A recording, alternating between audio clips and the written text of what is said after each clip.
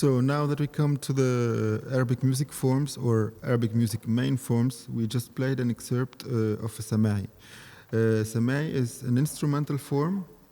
Origin-wise, it's a bit problematic because in some books you can read it's a Turkish piece or a Turkish form originally, and in other books you can read that it's a Persian form, but in all cases it's the form that is used before the vocal suite, because the concert in the classical Arabic music is basically about a suite of several songs in different rhythms and in one same maqam. Maqam is the scale system of the Arabic music. So to establish the main maqam and to put the singer in the mood to sing, they use this instrumental form, and like construction-wise, it's a bit interesting because it's basically built on groups of 4 bars with refrain. So it's like if we want to make an equivalent in the Western music, we will definitely think about a rondo. A rondo, which you would experiment with Jonathan in the next video. For the samai, we call the first group of 4 bars, we call it a khana. A khana means literally a box or a house. So the idea is that we have a khana, which is, let's consider it as an A, and then we have a taslim, which is the refrain that we would consider as a B, and then another khana, C, going back to the taslim, another khana, which is a D, going back to the taslim, and an A going back to the taslim. Let's talk about the approach of writing each one. For the first khana, 4 bars with, let's say, cliche phrases of the maqam. So we play the scale in like super easy way, just to make it obvious. Now we are in I don't know, in maqam Kurdi or in maqam Rast. We make it as obvious as possible, and if you experiment like a lot of samais, for example, if you take 10 Kurdi samais, you will see that 5 beginnings are the same or 5 endings are the same somehow. And then you go to the B part, which is the refrain. This should be like the genius idea of the whole samai, like the thing that brought you to write a whole samai, and where you would show your own position as a musician on this maqam or something. And you have to consider that you would go back to this refrain after each khana. After the taslim, we have the C part, which is the second khana, and this is for modulation. Like, you go to either you keep the same root and play another maqam on it, or you just suddenly go somewhere else, but you have to think about going back to this refrain again in the main maqam. Then the D part, which is the third khana, is basically to experiment the higher register of the same maqam. So you go higher and you play in the highest possibilities of your instrument, and go back again to the taslim. And the last one, the E part, can be more than 4 bars actually, and mostly it's a meter change. So here's the spot for the technique. If you have an idea for a modulation, welcome.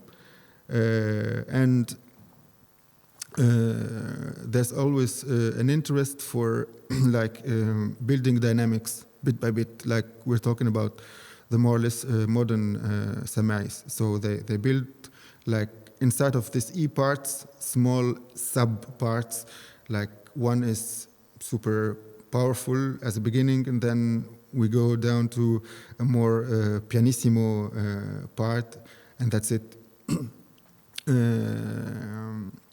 After watching this video, of course, you would have a PDF and excerpts with sheets and MP3s about some samais that would make you get into this form in an easier way. And I was writing especially for this course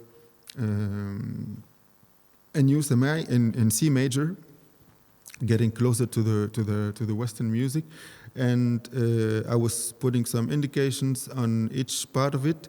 Then you know what it's all about. But I have to precise a thing. What I'm saying is not like an absolute truth. It's like the way like 90% of the semis are written. But of course, there are guys who did like some sci-fi semis, and that's also like interesting to hear and so on. Second main form of Arabic music, we will talk about the longa. The longa is a bit the same functionment with two main differences to not make things complicated. We're not supposed to have a fixed number of bars. We have the taslim, the refrain, and it's mostly like a binary form. So in 2/4 and or 4/4 sometimes, and with the time it gets influenced super obviously by classical music, introducing arpeggios and so on. It's the technique piece. So, for example, for students of high schools of music and so on, students of oud as I was, in the exam, like you play a samai first and then a longa, and the longa is the biggest part of the mark because that's the spot where you show your skills. From maqam wise, it's not super strict. It can be opened, but mostly it's like modulations, minor, major, a bit still because of the influence of Western music on that form. And that form is definitely Turkish, and it came basically from the Balkan dances. So the Turkish were trying to make official a form out of this Balkan and Manouche dances that they had a bit from everywhere around Turkey. Third and last main music Arab form, the song form. That's a huge topic, but we will try to make it as easy as possible. First of all, we will start a bit too early, like before the Islam even, so we talk about 5th century after Jesus Christ or something in the Arabic Peninsula. So there was La Kaaba. La Kaaba is this religious place where people go and have, I don't know, a month, I think, of religious practices and so on. Even before the Islam, it was a big market where they were selling statues of gods, and it was also the place to make competitions of poetry, but poetry that people sing. So you should be a good poet, but not only a good singer too. And that was enriching the rhythmic heritage of Arabic music, and it brought, like, let's say, the main maqams. Some theory says that the name of the maqams refer to the slaves that were doing it so well.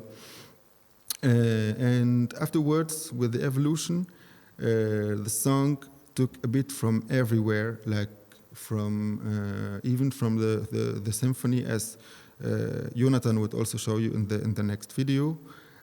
And it also, like, for the first years of the 20th century, when a lot of Arabic countries were colonies of either British or French Empire, like civilization-wise, we had cabaret and like the in French the café chantant. So people tried to make their own versions of like those French comedy shows and so on, and that enriched it a lot. So we had shorter songs, funnier songs, and wider possibilities for composition and for also like the themes of the songs and so on. Yoni would go deeper with the explanation of the Western Arabic forms, but not only, he would also put an accent on the analogy we can make between both worlds. So please.